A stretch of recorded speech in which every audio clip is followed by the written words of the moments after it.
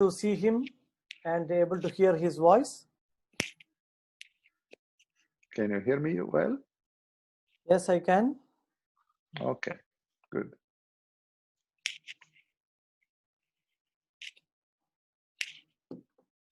Rahul, are you ready? Shall we start? Yes, sir. We can start with prayer, sir. Okay.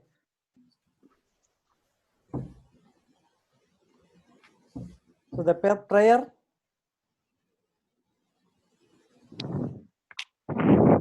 Yes, Sridevi.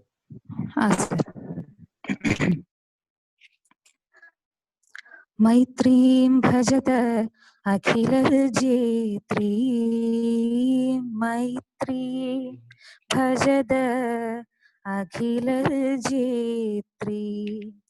आत्मवदेव परानपि पश्यत आत्मवदेव परानपि पश्यत युद्धं त्यजत स्पर्धां त्यजत त्यजत परेषु अक्रममाक्रमणं मैत्रीं भजत अखिलजेत्री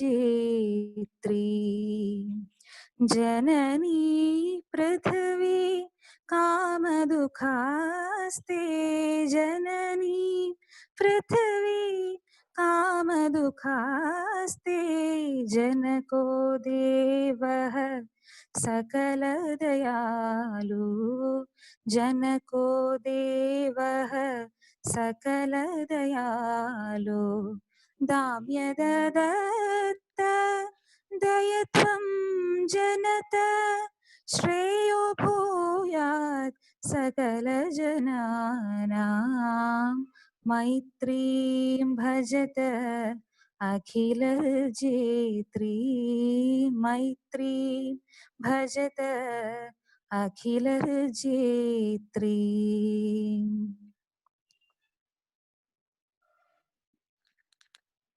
Thank you, Sridevi. So it's a great pleasure and pride to introduce Dr. Antonio Morandi to all our teachers of Ashtamgam, Ayurveda, Vidyapeedham and Chikilsalayam, as well as the members of PACTO, Private Ayurveda College Teachers Organization, as well as learner scholars in this group. Dr. Antonio Morandi officially had education and done MD, PhD in neurology. And he is one of the foremost European who traveled to India, learned Ayurveda besides neurology. And very interestingly, besides neurology, he was also specialized in counseling and psychotherapy.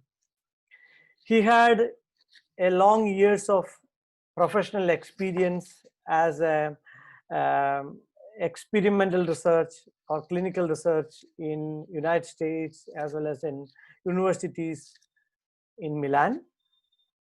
Since 20 years, he is very active in Ayurveda education as well as policy maker, and he is one of the founder of Ayurvedic Point, Milano, Italy, one of the institute which ISO certified and most well-known and promising institute in all over the world.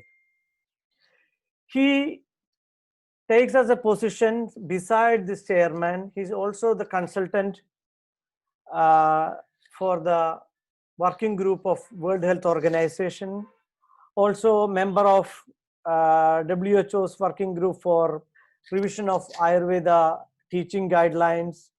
Also, with his inspiration, he is very fortunate to add Ayurveda in the modern medical education in the University of Milano.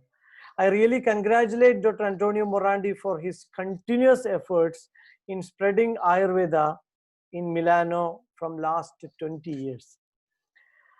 It's a great pleasure for me at this occasion to say these things because we are very fortunate to work together for many activities from last almost 17 or 80 years. And very fortunate to share thoughts of Ayurveda and many more. Besides Dr. Antonio Morandi's experience in the field of research and experiment, he's also the member of non-conventional medical associations in the province of Milan, as well as he is the president of Italian Scientific Society of Ayurvedic Medicine. He also closely linked with many activities in India in almost every day, like he is the chief editor of International Office of Ancient Science of Life.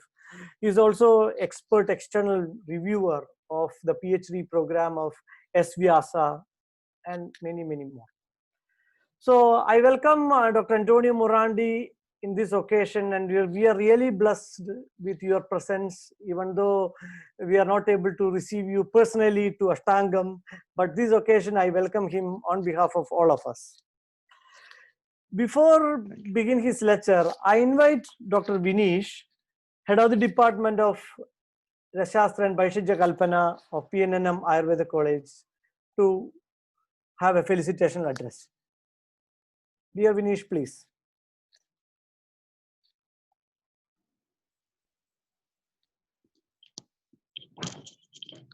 Hello, is it audible? Yeah. Respected chief guest for the program, Mr. Dr. Antonio Morandi, respected Ashtamgam principal, Dr. Narayana Nambi sir, other dignitaries present here, a warm good evening to one and all. It's a grateful privilege for me to say few words in this program. As every one of you, including me, are waiting to hear the words of wisdom from a person who needs no introduction. I think Dr. Nambi sir already given a brief introduction. He has been a part of our Ayurvedic community, or rather, last word for our science to the Western world. As you all know, like as everywhere in this world, all are held up due to pandemic COVID-19. To utilize this spirit effectively, our organization is the only one organization which is representing Ayurveda college, private Ayurveda college teachers in Kerala, in association with Ashtamgam Ayurveda College, has decided to engage this conveniently with the expert in this field. By luck, we got Dr. Antonio Morandi today. This will definitely fresh up our memories, knowledge, kindle enthusiasm, all of us. Without much delay, I would like to wish Dr. Antonio Morandi all the success in his future endeavors as well. I wish our organizers, Ashtamgam College members, and my dear all PACTO members, a great success to this program. Thank you. Thank you, Okay, Dr. sir. Vinesh. Yeah, thank you. Yeah. Now I invite Dr. Antonio Morandi to start his words, even though we are far away, but we are very close because we are connected through Ayurveda. I welcome him.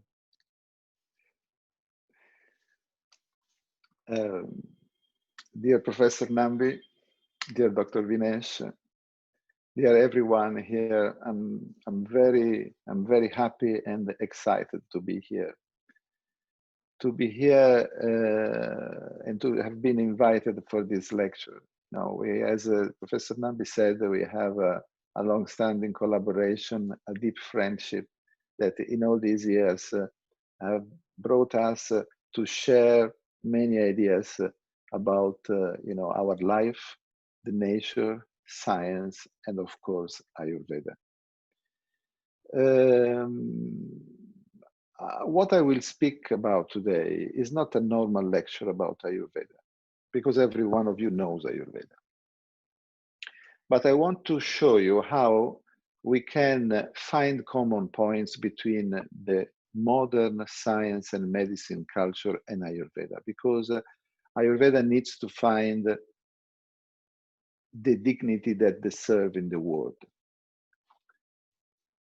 you know, the problem in the world is that when you speak about traditional medicine, people think, especially in the West, of something old, something, yes, connected with nature, with a lot of folklore, but of not a real, of not a real use. But especially something that is based on, you know, ancient principles which are not good.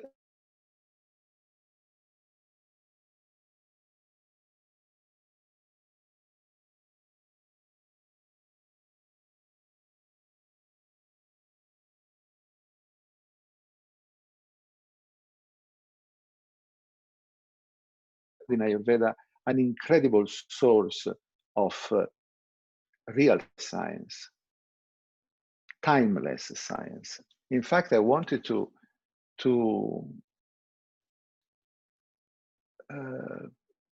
if you can allow me to share a screen, I will start.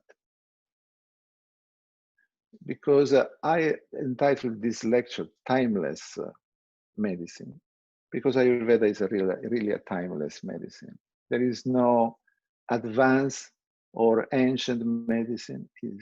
There is a medicine, and Ayurveda is medicine without time. Probably if you make me co-host, I can share the video, because otherwise it will be not possible for me sharing the video.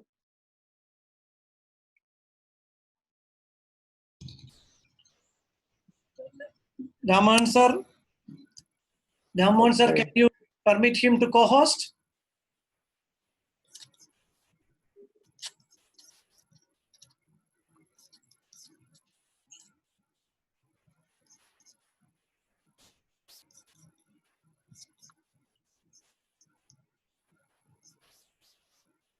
There is always this problem with Zoom, don't worry. I mean, I understand very well.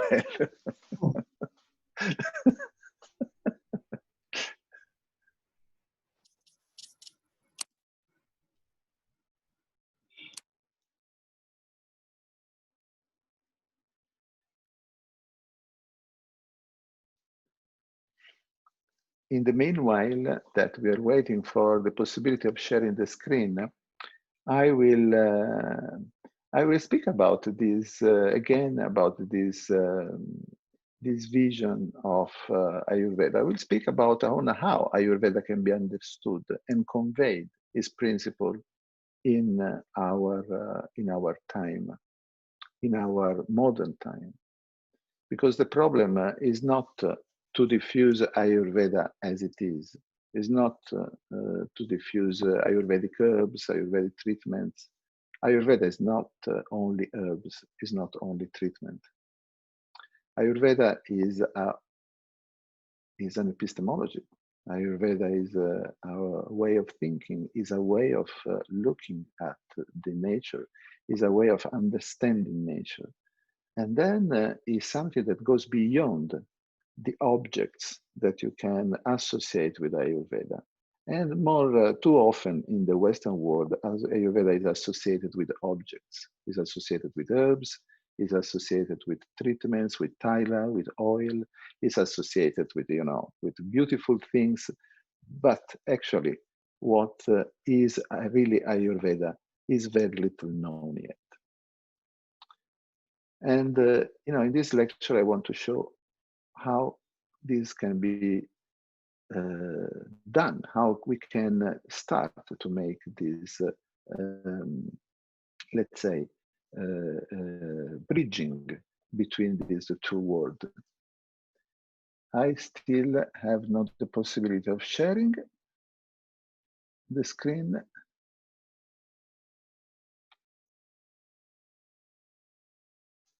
It's very easy to make me co-host. Yeah, Antonio, they are trying to do, they are just making it. It's not yet come? Not yet. Okay. But you just go, the host just go to nearby my name and then should be make co-host. Yeah.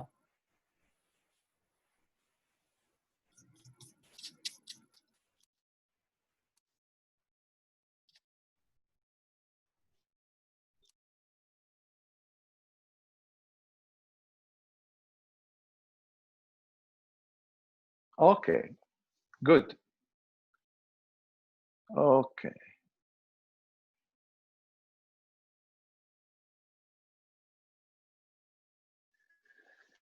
Okay. Can you see my presentation now? Yes, yes, Antonio. Okay, so as I said, I decided to call this lecture Ayurveda Timeless Medicine because, as I said, Ayurveda has no time. I mean, Ayurveda has no time, and Charaka said also this. I mean, everyone says this. But what I want to show is that really it doesn't make any sense speaking about advanced science or ancient science. There is science. And we have to understand that the conceptual framework in which nature and science are interpreted depends on historical, cultural, social, and economic factors. So we may have different way of interpreting nature and science all around the world. But, you know, nature is only one. There are many viewpoints about nature, but nature is only one. And a complete picture depends on the collaboration of multiple perspectives. This is why we cannot say that one perspective is better than another. Because of this, because that nature is one and there are different perspectives. The difference between East and East and the difference in the kind of medicine that you have in the West and in the East derive from a different perspective of looking at nature. For example, the attention in the West is based outside us. In the East, the attention is placed inside us. And this makes a big difference because, you know, in the West, we are attentive to everything is outside and we consider ourselves observer of reality. While in the East, yourself, the observer, and the reality are one thing. And this brings the balance, the finding for the balance outside for the West. So in the West, we find our balance outside since our attention is in the outside, while in the East is inside. You know, Svasta, remember about Svasta, and the attention and the balance is found inside. And so, of course, these give rise to different healthcare paradigm. In the West, we have the biomedical paradigm, and in the East, we have Ayurveda. So these two healthcare paradigms derive from different perspective and different way to observe nature and reality. And if you look a little bit to the different knowledge systems, we see that there are many differences between the modern, let's so-called modern Western way of thinking and the traditional Ayurveda way of thinking. The modern one is experimental. The Ayurveda one is experiential. And this is due to the fact that the modern experiment the outside, while in the Ayurveda we make an experience inside. So the modern view is based on the analysis, while the Ayurveda on synthesis. The modern view is based on objects. We have in the West our reality, which is described to objects, and also our language describes the reality to objects, while the traditional through relationships. So, as we said, we have the modern attention that is focused outside, while the Ayurveda is focused inside. In the modern, we have more standardization, attends to the standardization of the observations, while in Ayurveda there is a dynamic observation of reality. And we have a static view in the modern and a transformational view in the Ayurveda. And finally, from a modern and Western point of view, the shape gives rise to the function, while in the Ayurveda is the function to give reason to a shape. So we see that these two knowledge systems are very different. So we cannot make an integration of these systems, because an integration will lose will bring to a loss of identity of one or both systems. One system if one is bigger than the other, or both systems. I mean, we will lose the identity. So what we can do to make these two systems work together, for making these two systems to give their best for the benefit of mankind. We have to find a way to transfer the knowledge from this system and to transfer the knowledge from one system to another. In this task, Ayurveda gives us a help, of course, with the concept of Loka Purusha Samya. And so this means that the solving of problems comes through the observation of nature. And if we observe nature, we see that the solution to problems that look like that do not have a way of solution is through collaboration. You know, in nature, as you see, those hands, through their collaboration, find a way to reach the flower from the ground. They were looking separate. They were looking completely impossible to reach. But through the collaboration of single individuals, to the common points of single individuals, they found a solution. The same way we have in cells, the cells that compose living organism. And especially, we have one particular kind of, yes. Okay, gap junction, that was an add-on of the clip. In the gap junction, so we have this junction of common points between cells, and through which there is a possibility of the passage of information. This passage of information will affect the two components, the two cells, without destroying the identity of the cells, but making the possibility of transferring information and synchronizing the two cells together. And this gap junction concept can be brought in the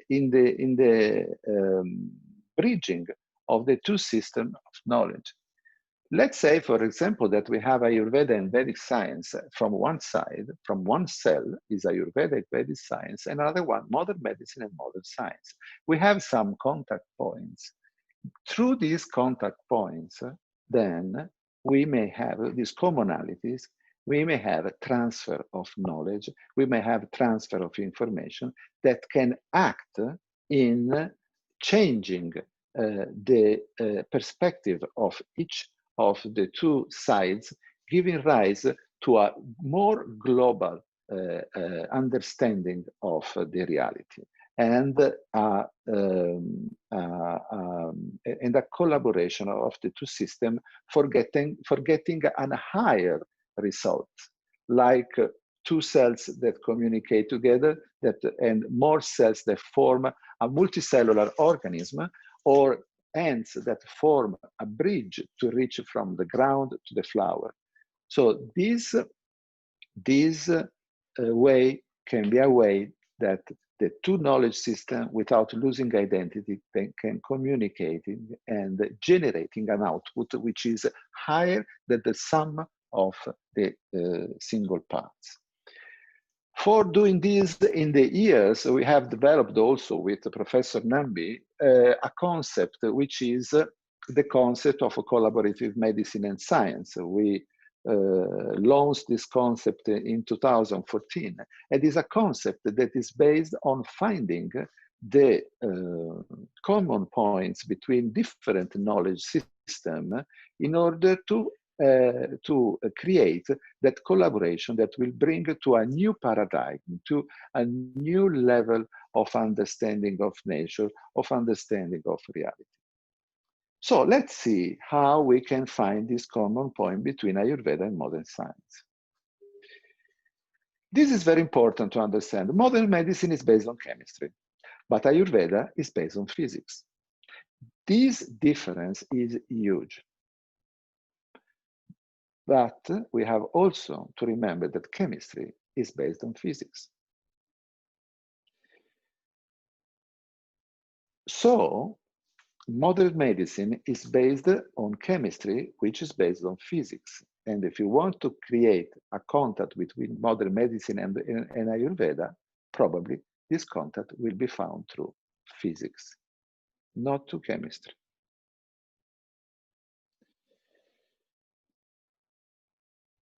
So let's see what are the contact points that we can find about physics and Ayurveda.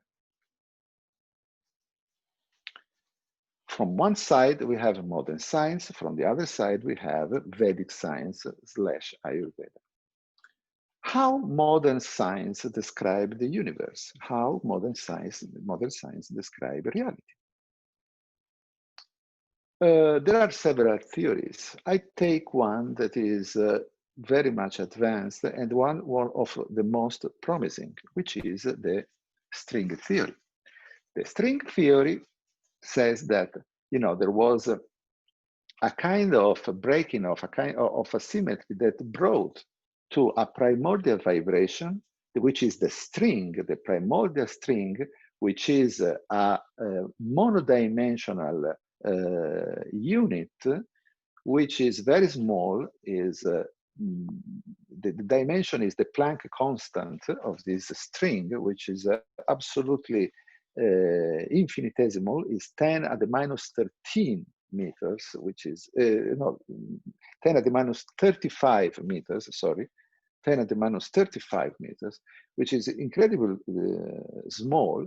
And on this string and the combination and permutation and the forming of more complexity or more complex structure, we have all the matter, all the reality that is formed on this string. And the sum of this string, they create the properties of particles, of reality, of the matter. If we take, for example, the Samkhya from the Vedic science and in Ayurveda, Ayurveda is based on all the darshana, but the Samkhya is the one that is more representative in Ayurveda. We see that there is the interaction of the Purusha and Prakriti, which can be in some way seen at the level of the breaking of the symmetry. And then there is the formation of Rajas, Sattva, and Tamas. And then, the Panchamahabhuta and the reality as we know. But let's see what can be the relationship while we can we may understand, but it's very difficult, but we may understand, may have an intuition about the Purusha Prakriti interaction, the breaking of symmetry. Let's see what is beyond the Rajas, Sattva, and Tamas, formation. Raja, Sattva, and Tamas, they can be, understood as, for Rajas, tendency to the movement, for Sattva, balance or a tipping point, and Tamas, resistant to the movement. And if we analyze these moments, movement, balance, resistance to the movement, we may have a structure like this. You see movement, resistance to the movement, tipping, tipping. And this is nothing else than an oscillation, than a vibration, that a primordial vibration, which can be understood also as the Om.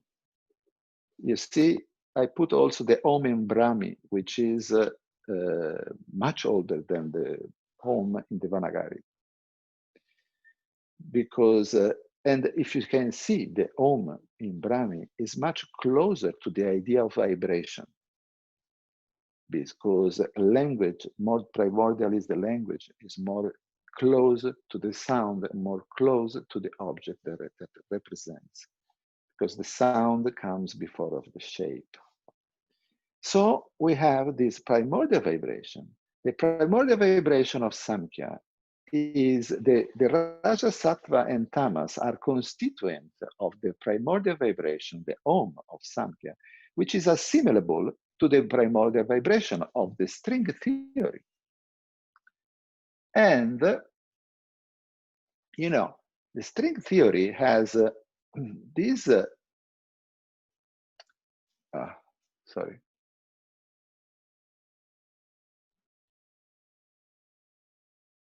The string theory has this idea that the initial vibration is like the matrika. From this vibration generate all the vibrations. So we have a very close relationship, conceptual relationship between what the Samkhya says and what the string theory says. And in fact, what the string theory says is what happens also to the you know, to the fate of Rajas, Sattva, and Tamas. Because from a simple vibration, when you combine this simple vibration, you may have a complex of vibration that, of course, they change with time. They become more complex, and then they give rise to a different sets of speed, of amplitude, of properties that give rise to the whole variability of matter that we know in the universe. And from an Ayurvedic point of view, from a Samkhya point of view, they can give to what is the Pancha Mahabhuta formation. And of course, following all the steps and the rules of the tattva and other things. But at the end, we have Pancha Mahabhuta, like on the other hand, we have the particles of matter. So from this combination, permutation of continuous vibrations, we have the reality. And we can see that the reality of Samkhya and the reality of string theory is very close. We have Pancha Mahabhuta from one side, particle and matter from another side. And both Pancha Mahabhuta and particle and matter have properties. Now we come to the point, how these properties can be perceived, how can be identified, and who identifies and perceives these properties. Because, of course, the perception of the matter is done by someone that perceives the matter, and the process of perception of the matter. So, if we, there is some problem here with the presentation, but if we have from one side, we have Bhuta, you know, Akasha, Vayu, Tejas, Jala, and Prithvi. And from the other side, we have the Indriya, you know, from Jrotra, Tvak, Chaksu, Jiva, and Grana. Their nature is made out of the same vibration. This is why one Indriya is connected with one Bhuta. And so what happened? That the perception is the combination of these two sides, and that become one, according also to the concept of Rishi, Devata, and Chandas. So we have one. During the perception, we have these two parts that become one. What happens during the perception? The perception is in some way a connection between bhuta and indriya. Is a rope. There is a what is called guna. So guna is the perception itself, and from a physical point of view, it can be seen as a phase interface, a phase interference. A phase interference between the waves of the indriya and the waves of the bhuta. If you can close the microphone, if you can mute the microphone, please. If you can mute the microphone, please, I can go on. Okay, thank you. No, still, okay. So between the interaction between the bhuta and the indriya is the perception itself, which is guna. The name, the meaning of guna is a kind of rope also that connect these two parts, and these two parts become one. From a physical modern point of view, the perception can be seen as a phase interference. When two waves get in touch, if they have the same phase, they sum up. If they have a different phase, they annihilate. When you have a full perception, when you have a full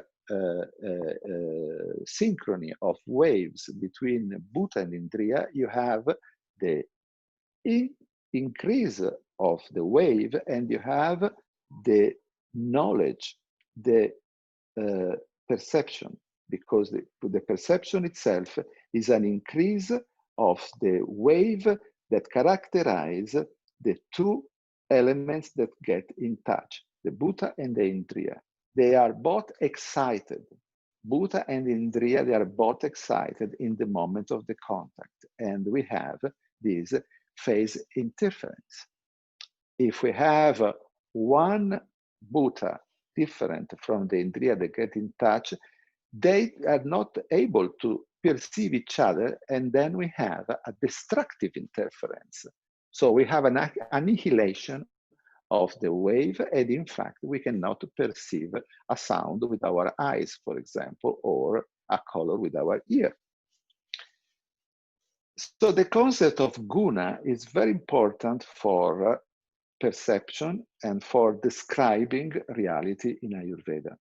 Ayurveda is describe reality through properties, so through guna. But how this guna can be translated in a modern view, in a contemporary view, besides the phase interference? Because the phase interference is a very good analogy, but it does not give what the modern view consider as a perception. You know, the difference between the two way of thinking is also expressed by the language. Think always that in the West, reality is described by objects, and objects have different properties and several properties, while Sanskrit and all the language which are connected with Sanskrit, they describe reality to properties. And the properties themselves are the all different items which they need to be described separately in the modern view. In fact, if we want to translate all the facets of guna in the modern view, we may have this kind of picture, because in the modern view, we can think as a guna to a quantumorpho-functional information unit. Because in the modern view, you have to consider motion, you have to consider transformation, you have to consider cohesion as main points of perception. Between the combination of these, for example, you get all the other states. Between motion and cohesion, for example, you may have the perception of consistency. consistency and density. Between the motion and transformation, you have the concept of temperature and time. And between the transformation and cohesion, you have the shape and the structure. So you see that from a model point of view, you need all these kind of consideration to describe reality that define objects. Because what is important about the guna instead is that the guna give us simultaneous knowledge and contextualization of data and their dynamic cause-effect relationship. Because guna are the expression of the pure, of the real interface and interaction between the different vibration of the bhuta and of the indriya from the other side.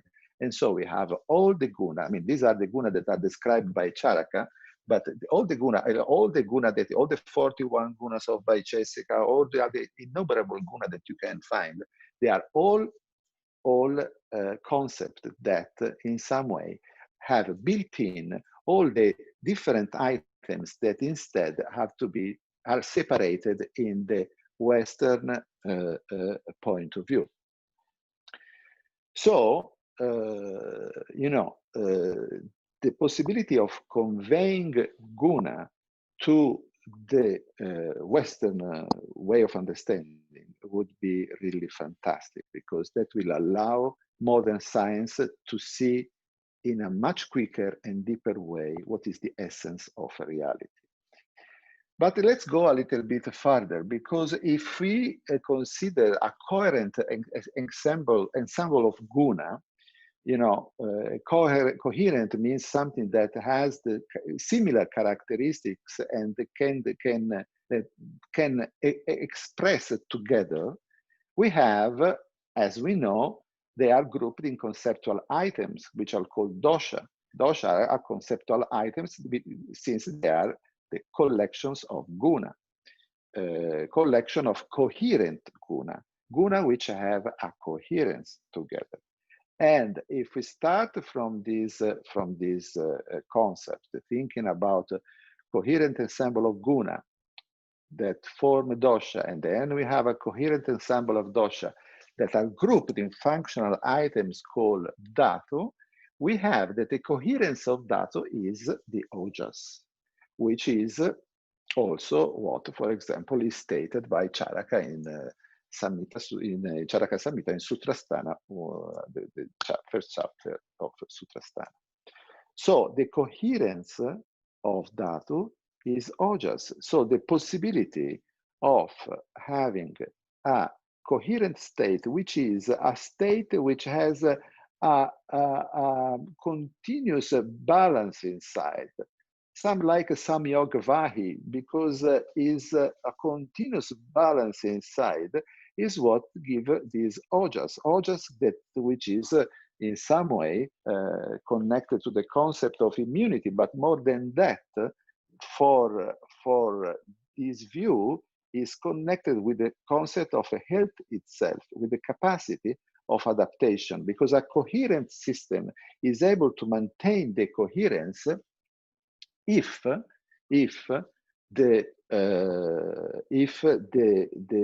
system is able to adapt. Because if the system is not able to adapt, to make small changes inside, there will not possibility to have this coherence of dhatu. It will not have this coherence of ojas, so we will have a lesser ojas and lesser health.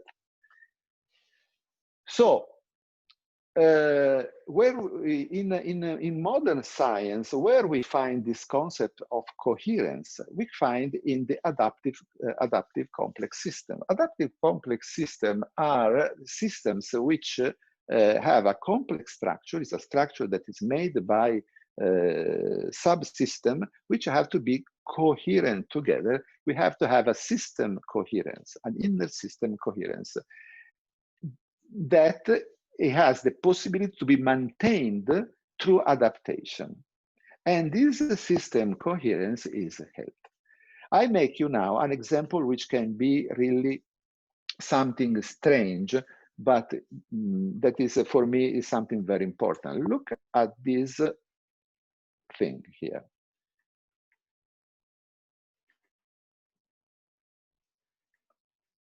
This is a flock of birds. And this flock of birds behave like a whole organism, changing shape according to the temperature of air, the presence of food, or to escape possible dangers. This is an adaptive complex system that maintains the coherence of the system for the survival of the system. And this is very close to the concept of ojas, which is a system which has to maintain the adaptation and the coherence of the system. You may see another sets of examples here, which are even more striking. You see this fish, which is a predator of other fish. Look at the fish, that how they separate and then they bring back together. So this capacity, you see now, you see in here, you see this capacity of bringing back together the, oh, you don't see very well here, I'm sorry. But this capacity of, here you see, of avoiding the dangers, separating, adapting to the presence of the dangers, and merging back to the original shape is the capacity of adaptation. And the more an organism is able to adapt, the more healthy is that organism. Here you see, probably you see better here, which is a scheme. Oh, here you see better. This is a mathematical scheme of what happened. You see the predator enter, there is the separation, and then there is the reunion. And the shape of the reunion, all the characteristic of the flock of birds is what allow to the birds the survival. So the survival of the ensemble assure the survival of the single birds. And our organism works the same. Works the same because if you consider the cells of our body, you know, as a single birds, then you know how, you have an idea how our cells have to be synchronized and go all together. And how the coherence of dhatu, the coherence of dosha, the coherence of the Pancha Mahabhuta, they are at the center of this ability of the organism to maintain the shape which allow the survival of the organism. Now, we have seen that higher complexity, it corresponds to higher adaptability, higher health, and higher ojas, while a lower complexity, lower adaptability, lower health, and lower ojas. When we have a system that can adapt less, we have a system that have a less possibility of survival. And in fact, the loss of complexity and simplification of physiological pathways represent the typical features of many diseases, as well as of the aging process. There are a lot of scientific works that describe how there is a lot of complexity in the gait of a Parkinson person, in the heartbeat of myocardic, of a heart before myocardial infarction, of of the speech of other people with other dementia problem, and so on. Loss of complexity of a system is an indication of a loss of health of the system. And in fact, also in Ayurveda, the attention to the adaptation is very high. Adaptation is the real meaning of nature and is optimal adaptation, as Sushruta says in Sutrasthana, As the moon, the sun, and the air support the cosmos with releasing, receiving, and dispersing, likewise, kapha, pitta, and vata support the body. So, speaking about the commonalities, which commonalities we have seen?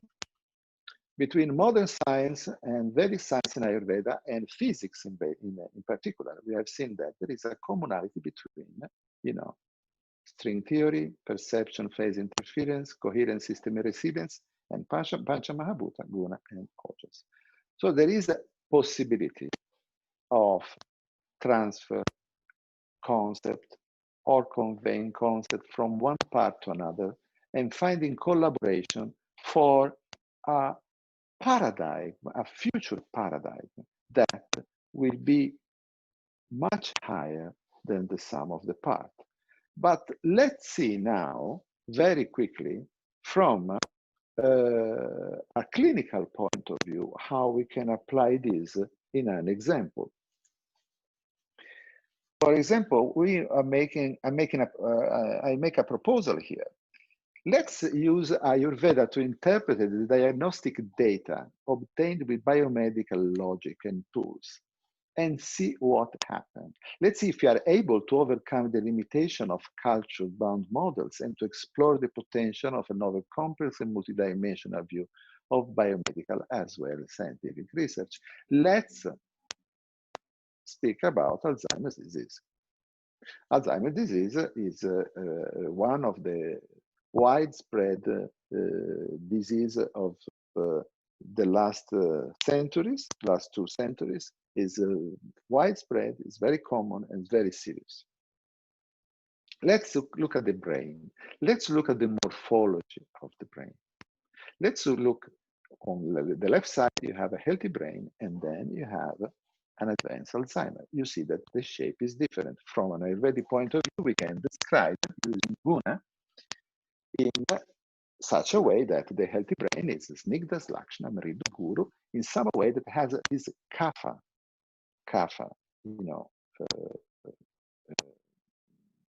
vision, kapha appearance. Kapha is a kapha in nature, the healthy brain.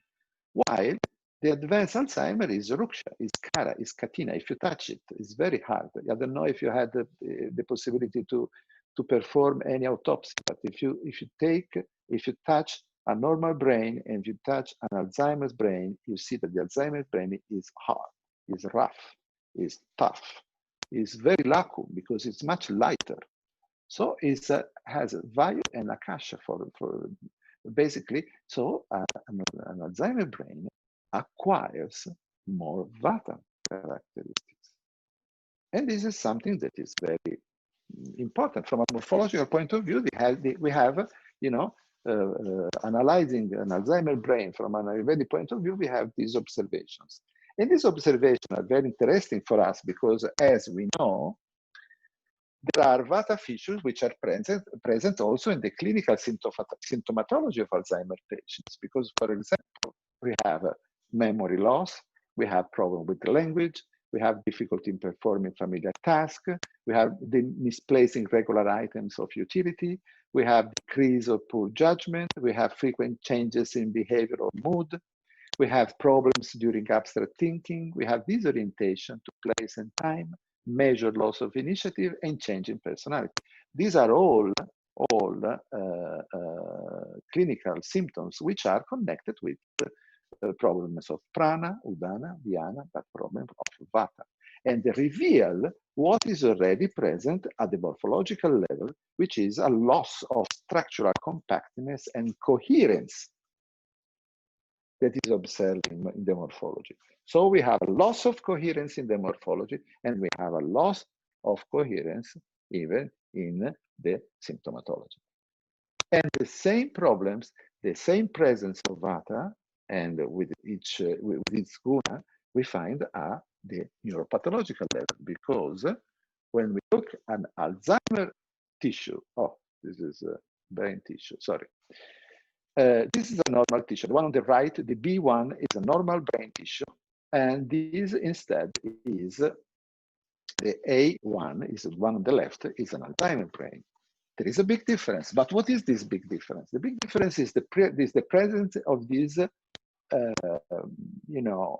pear-shaped items, which are nothing else, neurons filled with neurofibrillary tangles, which are insoluble ensemble of neurofilaments, which have been, which became an insoluble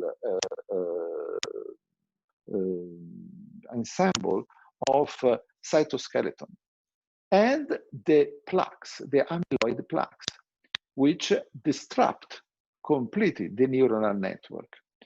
So from a neurological point of view, we find this big difference. So there is a disruption of the tissue, and there is a disruption of the network, and there is the presence of these tangles, of these irregular ensemble of neurofilaments that change their structure, that change their solubility. They are absolutely insoluble. These are other pictures. You can see here in this, on the left top, there is a real disruption. There are different way of staining the tissue, putting in evidence different part of the cytoskeleton. This kind of staining, for example, put in evidence more the neurites relationship, so the network, and we see that the plaque in some way, they are disrupting the network of neurons, and in this way, there is a loss of the network of the information of the brain. And also here, this is another type of staining of the same side of the tissue that stains from the accumulation of amyloid. Amyloid is, we will see, is a kind of, again, another insoluble presence of elements, but instead of having the characteristic of, like here, of the fibrils, fibrillary tangles, they have a characteristic of a kind of glue, a kind of something, something pitchy, hard, but very slimy, very, very compact. Here we have a loss of structure and an accumulation of entangled structure. Here instead we have like a melting of this amyloid. In both ways, we have this loss of structure, and so loss of function. Because if we see from a healthy, from an Ayurvedic point of view, and we consider what is a healthy neuron from an Ayurvedic point of view, we see that it's characterized by both Vayu and Akash and Tejas and Jala features, because they are Laku, they are Ruksha in shape, but they are Sukshma and Tikshna and Vishada, because they are everywhere. They diffuse very, they diffuse at a very tiny level. They are very penetrating, but they are very light. They are not bulky. They are Ruksha in appearance, and they are Kara because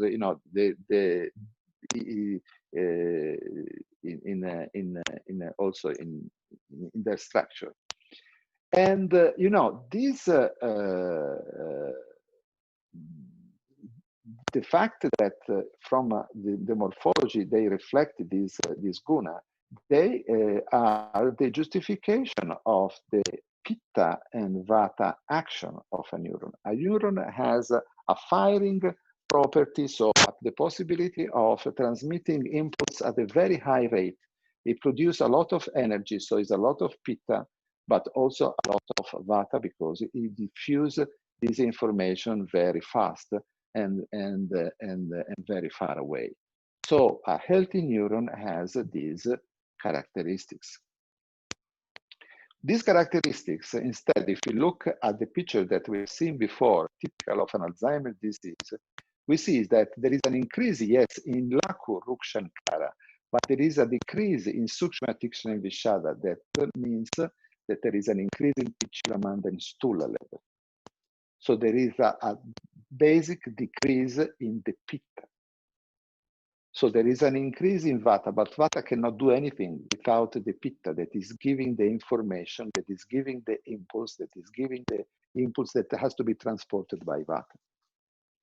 And in fact, what we have this block of information which gave rise to all the symptoms that we have seen before of Alzheimer's disease. And if you go and look at the ultra microscopic level, at the electron microscope, here we see, for example, there is an healthy area where the structure of the neurofilaments is very well conserved. Here you see that the tangles are starting to be formed, and so there is a kind of patching, a kind of gluing together of these filaments that will end up in forming the tangles inside the nerve cells that will die. But how this can happen? And this is the big problem that modern science is facing. Modern science does not know why this is happening. There are a lot of hypotheses, there are a lot of ideas, but none of them that has some kind of a solidity, because they are hypotheses, they are not based on some facts. There are many hypotheses. Alzheimer's, we have seen that there are two features. One is amyloid plaques formation, and another one is neurofibrillary tangles. What come before? Neurofibrillary tangles that induce death to the neurons, or the plaques which disrupt the networks of the dendrites, the neurites, and will cause the death of the neurons. The plaque comes before. This has been observed also by modern science. And what is the source of amyloid? The source of amyloid is this. Amyloid precursor protein is a membrane protein, a transmembrane protein. It's a protein that is used by the cells and the neurons to interact with each other. It's one of the contact proteins. And normally, this protein is a transmembrane, which means that there are a part of this protein which is inside the membrane, which is lipophilic and is hydrophobic. Normally, there is a cleavage of this membrane that allows, the piece of this membrane that goes outside in the, which is hydrophilic. The error in Alzheimer's disease is the cleavage of this amyloid precursor protein inside the membrane, so that there is the liberation of an hydrophobic part, which is called A4 or beta amyloid, in the outspace of the cell, which is full of water. And so this amyloid protein, these hydrophobic pieces of amyloid, they form the amyloid plaques.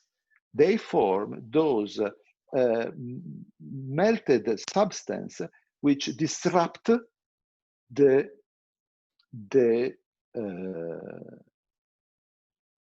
network of neurons. But how this can happen?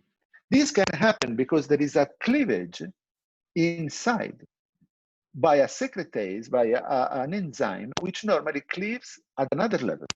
But how come that there is this cleavage inside? Because there is a Ruksha state. Because from an Ayurvedic point of view, we have seen there is all Vata, and the Ruksha guna is the main guna in Alzheimer's disease. Also because remember, in Alzheimer's disease, like in all aging, but especially in Alzheimer's disease, we have a lot of, also of, the constipation problem and a lot of problem at the colon level. So the Ruksha guna is spread all over the body. And if you have a Ruksha guna spread all over the body, this means that Ruksha is not Snigdha, he's the contrary of Snigdha. So all the Snigdha will be affected by the Ruksha. And what is more Snigdha than the membranes?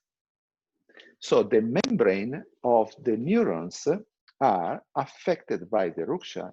So there is a decrease in the Snigdha. There is an alteration of the structure of the membrane in the neurons. And there is the possibility of this enzyme to make a cleavage of the amyloid protein in the wrong place. And so we have the accumulation of the amyloid plaque. And so there is a direct relationship between a Vata increase that we can observe in the early stage of Alzheimer's disease and the development of the disease itself, also from a neuropathological modern point of view. Think about if modern scientists knew this association before. Only in the last year, there have been few papers, few research that were pointing the attention to the problem in Alzheimer's disease and that was probably in the membrane and in the lipid assets. Only recently, in the last 10 years, 10, 12, 20 years, no more. But the nice thing is that not only at the brain level, but there are evidences that all the membranes are altered in other places, in the red blood membrane, for example, and in the platelet. So all the membranes of an Alzheimer patient are altered because of Ruksha, which altered the Snigdha of the membrane, which is a fat bilayer. So they are very much Snigdha. And the nice thing is that, and you can see this is one of the papers that is on a biochemical and biophysical acta, is 5-6 years ago, in which they associate a Snigdha therapy with an improvement of the condition of Alzheimer's disease. And to give you another proof, we have done a study a few years ago on the presence of microvesicles in the cerebral liquid, in the cerebral fluid, cerebrospinal fluid of Alzheimer's patients or demented patients. You know, these microvesicles, they are part of astrocytes, which you know, which are shred. And that they diffuse and they are present in the cerebrospinal fluid.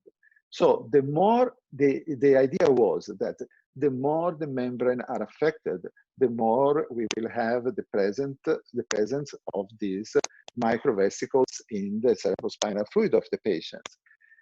And in fact, we found out that the patient with moderate cognitive impairment and with a Vata Vikriti present significantly correlates with the presence of these CSF microglial microvesicle number. You see, the Vata had much more the presence of these microvesicles that were witnessing, furthermore,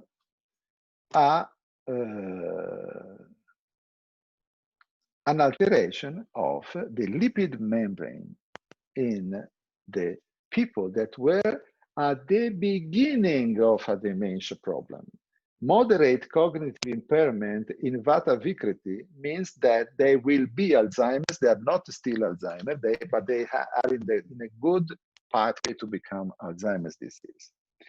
And this is very important because you know, the Vata squilibrium, the Vata imbalance can be an indicator of the membrane condition and can allow to stratify the patients in a different way in order to you know, to give to these patients different treatments. And this is very important for modern medicine because modern medicine does not know how to stratify patients. Modern medicine stratifies patients according to the diseases, but not on the condition of the single patients, which is the real big revolution of Ayurveda. And if you find a way to combine the two things, modern medicine will find a great advantage from Ayurveda. This is why also, because in the last year, in the recent years, there has been so much turmoil around the biological, the biomolecular, assessment of the practice, different kind of practice. So what are the conclusions that we can derive after this brief lecture? First, Ayurveda is timeless medicine and science, because Ayurveda is the expression of the nature, so has no time. Ayurveda gives us the spectacles to see the nature through the eyes of the nature. Modern medicine sees the nature through the eyes of the humans. Ayurveda is not human. Ayurveda is for humans, but is not human. Ayurveda is the nature itself. Ayurveda is based on physics. Both Ayurveda and physics are inclusive epistemology. For its inclusive nature, Ayurveda can explain modern medicine, while modern medicine, being exclusive, cannot explain Ayurveda. What? Oh, sorry. Ayurveda and modern medicine and science can be interfaced through physics. Again, why? Let's like this.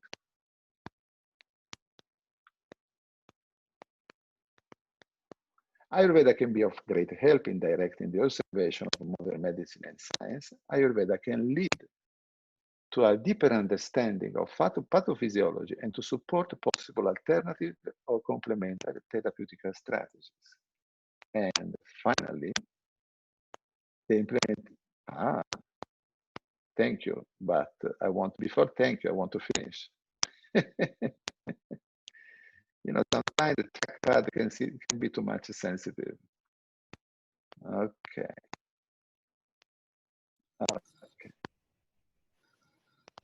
So the implementation of Ayurveda in modern science will lead to a paradigm shift and to a higher level of consciousness for the benefit of all mankind. And now I want to say something about, very briefly, about the students that may be listening now. Don't think that modern medicine is better than Ayurveda. I realized that Ayurveda widened my understanding of medicine in an enormous way. Modern medicine is very good. Modern medicine is true. But Ayurveda gives modern medicine the plus. And I hope that modern medicine will understand this once. Okay. Now, thank you very much.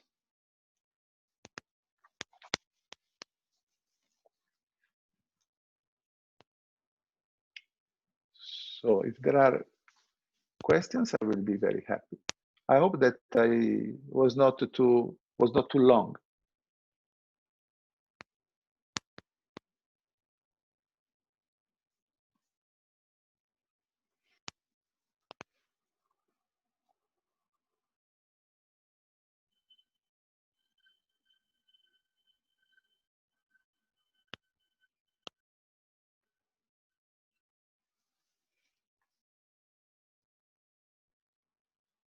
Hello?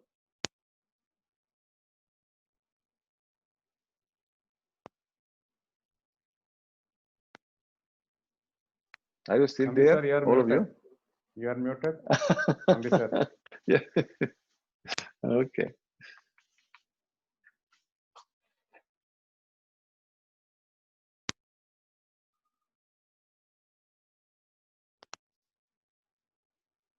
Nambi, you're muted. Please unmute your Okay. phone and you can ask questions. Okay, good.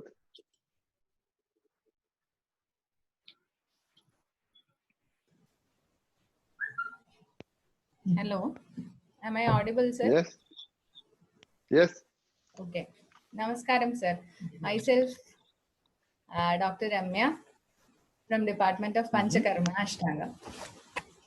Okay. I have. Nice to meet you. Okay, sir. I just want to have your opinion on two issues. One is if we visualize a neurology center with both Ayurveda and modern medicine together, with the Panchakarma theater near Neuro ICU, with all facilities to do Nasya, Shirodhara, and all in acute cases as of together, do you think the therapeutic efficacy will be much, much, much higher than the present situation? Uh, that's my first part of question, sir. And second thing is your opinion regarding the difference between pathophysiology of Parkinson's and Alzheimer's in the perspective of guna or in the perspective of Ayurveda. Both becomes neurodegenerative. One affects buddhi more, one affects the motor activities more. So how can we differentiate the pathophysiology with respect to Ayurvedic perspective in both these diseases? Your opinion regarding these two, sir. Thank you. Okay, the first, thank you for both because give me the possibility to say a few things. So, regarding the first question, yes, of course, it will be a tremendous increase. I mean, we see in our small reality here in Italy how is incredibly effective the association of Ayurveda with neurological diseases of any kind, from multiple sclerosis, from hemiplegia, sclerosis, amyotrophic lateral sclerosis, Alzheimer's, is incredibly effective. It decuplicates the effect of any therapy of modern medicine. Decuplicate. Absolutely incredible. But of course, but it has not to be just done as just an adding, no? It's like just to put together, but it has to be reasoned together. The neurology and the doctor, they have to reason together on what is the best strategy for the two systems to give the best result, not just to say, okay, let's do this from an Ayurvedic point of view, and the neurologist says, without even looking, I will do this from a neurological point of view. Because in this way, of course, it will not work much. I mean, yes, it can be of some help, but it will not of great help. The great result you get when you are able to make a common strategy between the 2 points of views. Then you will have really fantastic results. From the other question is very interesting, because the problem is at the beginning is that it's the same, because the ruksha is in both. But what changes is the mind attitude of the patients, because what the patient expects is not something that is different from the patient. So is the nature of the patient that brings the patient to develop Alzheimer's disease or Parkinson's disease. If a patient is more Rajasic and Pitta-oriented in his life, and he has much more the control as a main feature of his life, and he has maybe a marital relationship with a person that they have a relationship of domination one on the other, he will develop Parkinson's disease. Instead, if a person has more Avata attitude, he will develop more Alzheimer's disease. It's not a matter of disease, it's a matter of the nature of the person. And then we may have different kind of evolution. I think that I understand that it's very difficult, but in Ayurveda, the more we stay away from the Western classification of diseases, the better it is. Because they change our mind. And when you speak about degenerative disease, and then you give a classification. Then there are sub-classification of different diseases. But actually, what is the real change? The real change, as I said, is a change of guna. That this change of guna, then it is filtered from the prakriti of the patient, and then it expressed with something that modern medicine call a disease. But I think that if we stay, if you are stuck on the modern medicine view, we lose this kind of evolution of the problem. Because when you consider a disease as something that, something external that comes from the outside, that it has nothing to do with the patient, with the nature of the patient, you don't go anywhere. In that case, it's better if you do modern medicine, which is structured to think in that way. But if you do Ayurveda, thinking in that way, that make a big problem. Because I repeat, it is very important to see that the alteration of the Panchamahabhuta, guna alteration, dosha alteration, it is filtered by the prakriti, and then it is expressed in a disease. Sorry, I don't know if I answered you.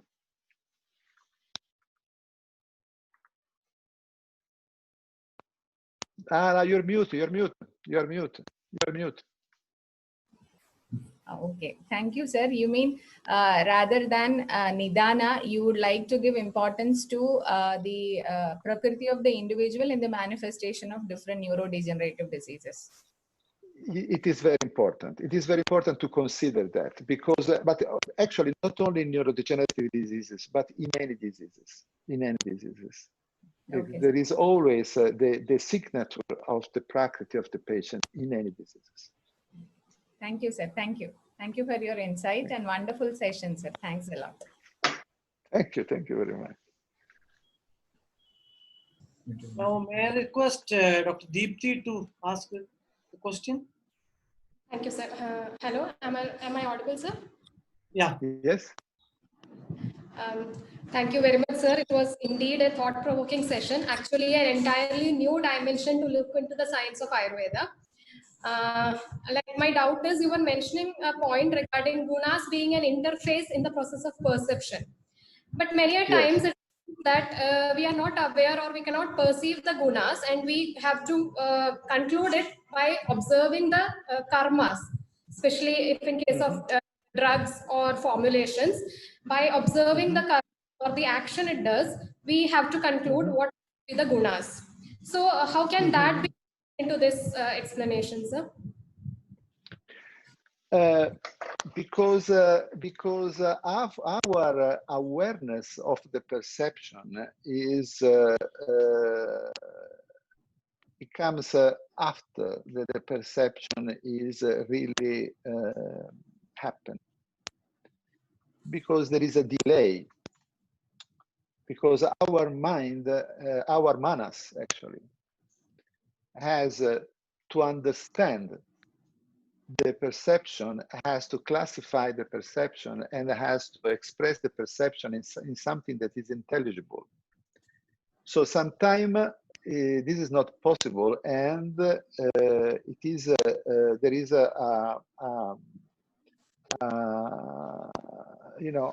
then you analyze the karma, but the karma is is a manifestation of the interaction of the guna. The definition of Dravya gives you the inherence of guna and karma. So when you cannot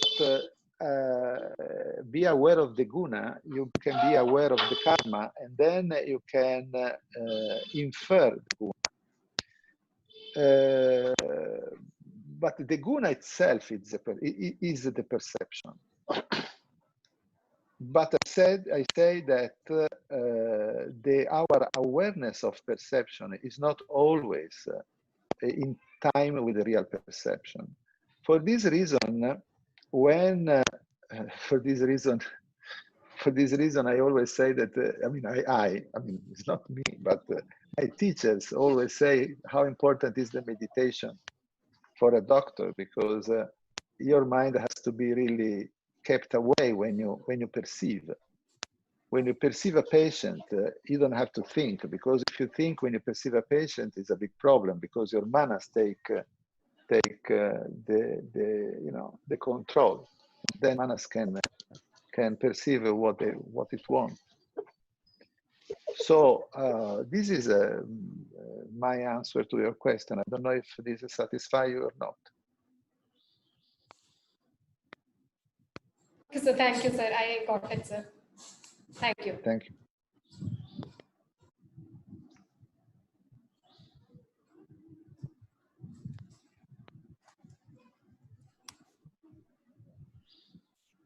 Next question, please.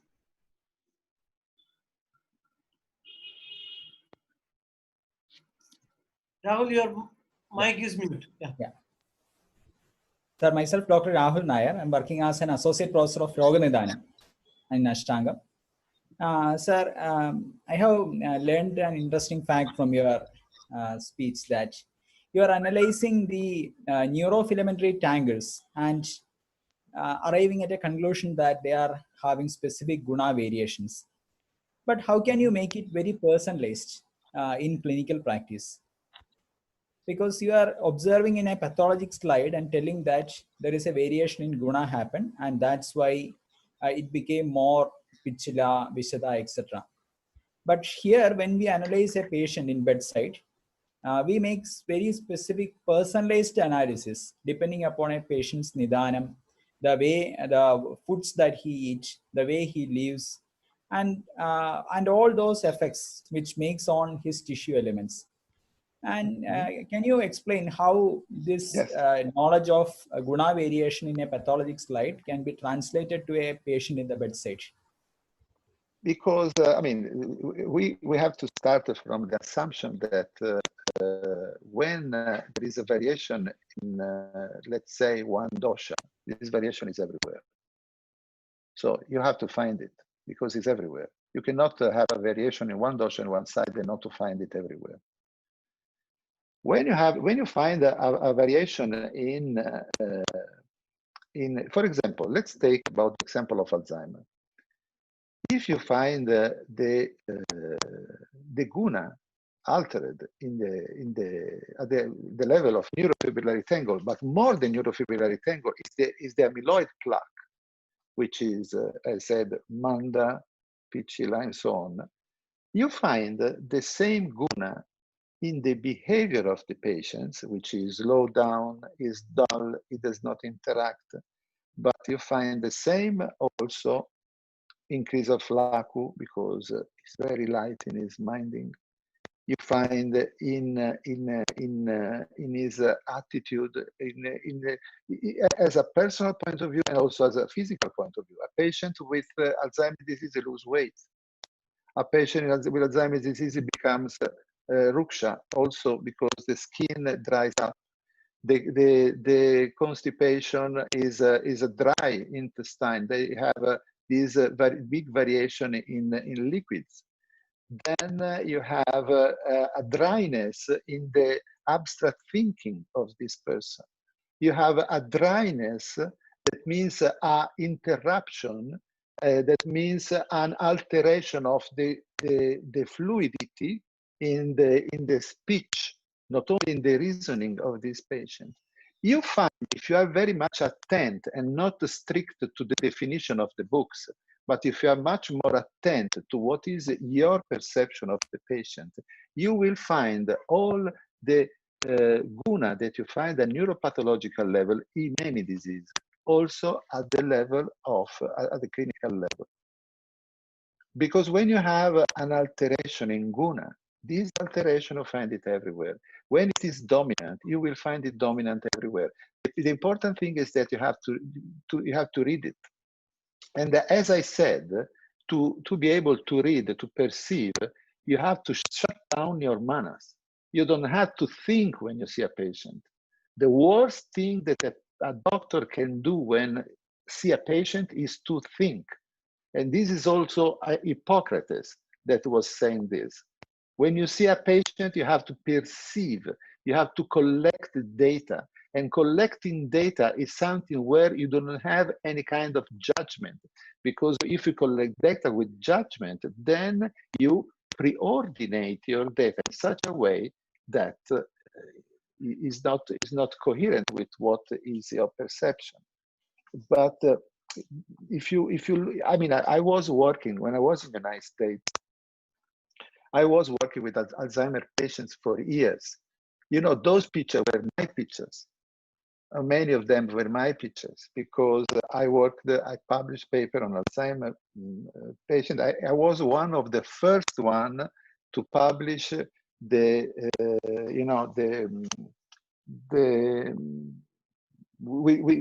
were able to solidify, to liquefy the PHF, I mean the peridelical filaments that were making the neuropupillary tangle, and to break down in a sequence of protein. And in the 80s, I'm very old, so some of you were not even born when I was doing these things. And so I saw with my eyes the guna of the patients, of the clinical features of the patients in the neuropathological slides, but not only of Alzheimer's, also other diseases. For example, we have a study that we have done that I did not present today with Dr. Dasha Dalla Libera, she is a very valiant neurologist and Ayurvedic doctor, is one of our students. I say our because is Nambi here also. He's also a student of Nambi, of Professor Nambi. She made her thesis for Ayurveda, for the graduation in Ayurveda, on multiple sclerosis. And she realized that the shape, the guna of the shape of the magnetic resonance of the patient with multiple sclerosis were correlating with the guna of the clinical evolution.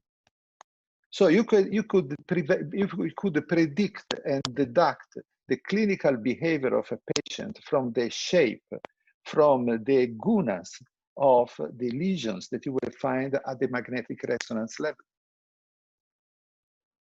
So it's not only that. I think that the important thing is to have an observation, an unbiased observation. For this reason, it's very important not to think when you look at the microscope or when you look at the patient. You think later. You think later when you have collected all the data.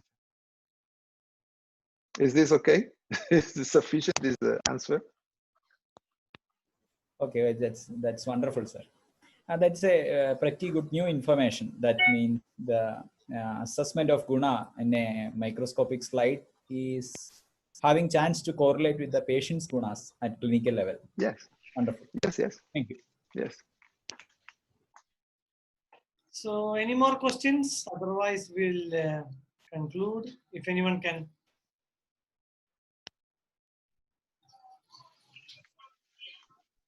Manoj sir? Sir, one doubt. Yes.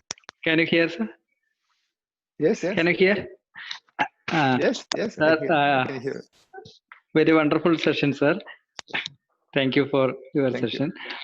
you. I am Dr. Manoj Kumar from Ashtamgam Ayurveda College, Kaya Chikitsa Department. My doubt is that sir said in modern medicine it is very much related to chemistry, and Ayurvedic we can relate to physics, like that. Like that, so many differences are there. Then but in research we are doing the same type of research like modern medicine. If randomized the clinical control study like that, the placebo study, and single blind, double blind like that, then within these two groups in Ayurveda, it is very much difficult to same type of patient. That every patient is different in Prakriti, Vigradavastha, Amavastha, like that. Modern, that is not considering. So these type of research methods in modern medicine, is it effective in Ayurveda, or any new method you can suggest for proving Ayurvedic theories? Okay, there are two things to say about your question, which is very important. The first thing is that this is the problem of the clinical trial is one of the most important problems. In the last year, we with the Charité University in Berlin, with Dr. Christian Kessler and Andreas Mikkelsen, we conducted a study that has been financed by the government of India. Very important act by government of India, by Ayush, on the osteoarthritis of the knee. This study lasted several years and has been published recently on osteoarthritis and cartilage with incredible results for Ayurveda. But more than that, what we have done, for doing this study, for the first time, we redesigned completely the study design, and we published that study design on Trials. That is one important journal that publishes clinical, the clinical project, clinical trials, clinical design, in such a way that clinical trial could have been done for a particular medicine like Ayurveda, and can be adapted to any traditional medicine, taking in consideration the way of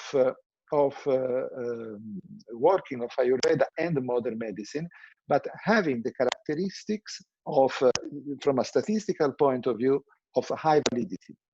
You can find this paper on Trials, and then it can be very good inspiration for other studies. This is the first thing. And the second, which is connected also to the first, is that you have to find other solutions. You do not have to accept that modern medicine dominates Ayurveda. I mean, this is unacceptable, but not unacceptable because it doesn't fit. The methodology for modern medicine is good for modern medicine. The methodology for Ayurveda is good for Ayurveda. You can find, like we did, something that merges the two things together. But this is a work that has to be done. And you, new generation, you have to do this. And after the guidance of great people like Professor Nambi and his family, you will have this opportunity. Because this is the thing that needs to be done. Thank you, sir. Thank you. Anyone else? Please unmute your mic and you can ask.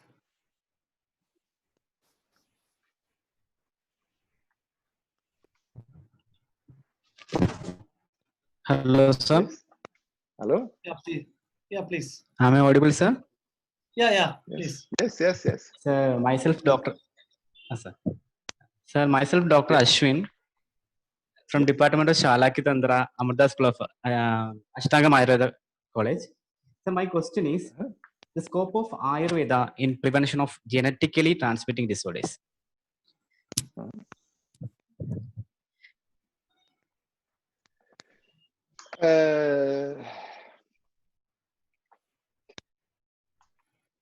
The scope of Ayurveda.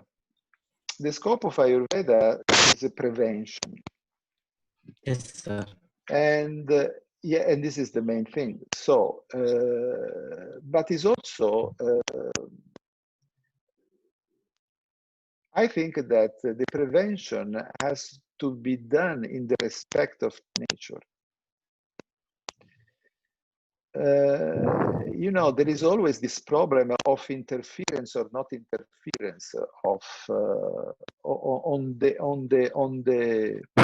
on the pathway of nature, and I think that we can interfere unless this interference is not, completely changing the relationship between ourselves and nature. If there is some genetical problem in a family, if it can be corrected in such a way that this problem cannot express, it is good. But if the mean to not letting express this problem is interfering at the ethical point with the life of the people, is better if this family does not have any children. I think that we have always to think that nature knows many things that we do not know, and that nature does not make errors. We can correct what we think that they are errors, but there are not errors in nature. So the important thing is to make things in such a way that what we do is not a supremacy of manas on buddhi, mainly. I think that if there is, because this is what happened in modern medicine. For example, you have the people that make, mastectomy as a preventive measure because they have one gene that could express in a cancer. And this is a domination of manas. Domination of manas means that we think that we are something different of what we really are. And I think it's very important to understand what we really are. And the prevention is the prevention of progeny. In Ayurveda, it derives from the health of the parents. So if we are able, from a public health point of view, and social health point of view, to keep the people in a good health, the problem of genetically transmitted problem will extinguish by itself. It was a very difficult question. I don't know if I gave the right answer.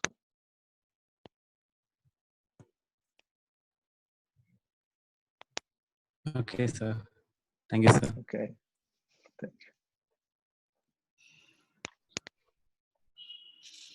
So, anyone more?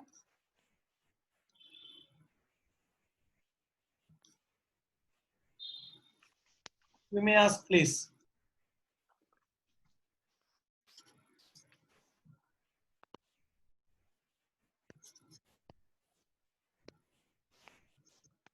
Please unmute your mic and you just speak.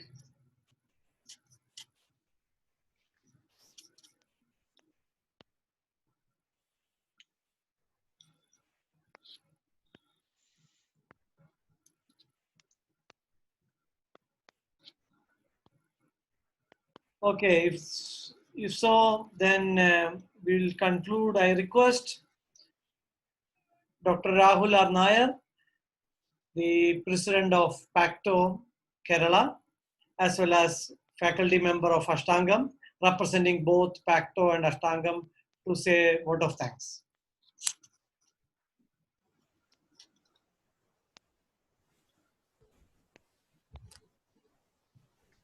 Respected Professor Dr. Narayana Nambi sir, Principal of Ashtangam Ayurveda Vidyapeedham, and who chairs this session. Dr. Antonio Morandi sir, Professor Dr. Vinesh sir, who was here as our senior member from PACTO, all other PACTO members, my dear friends. With respect to this session, actually, it became very much an enlightening one for all of us.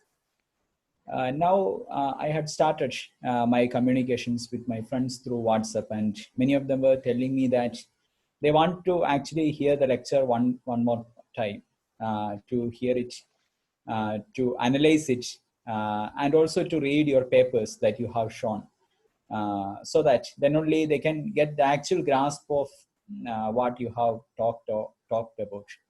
Why? Because actually you have explained the pathology from the basics of physics, and you have shown certain examples, like very wonderful examples, just like a flock of birds flying together, then a school of fishes moving together, to show the coherence of doshas, which maintains the unity of body likewise.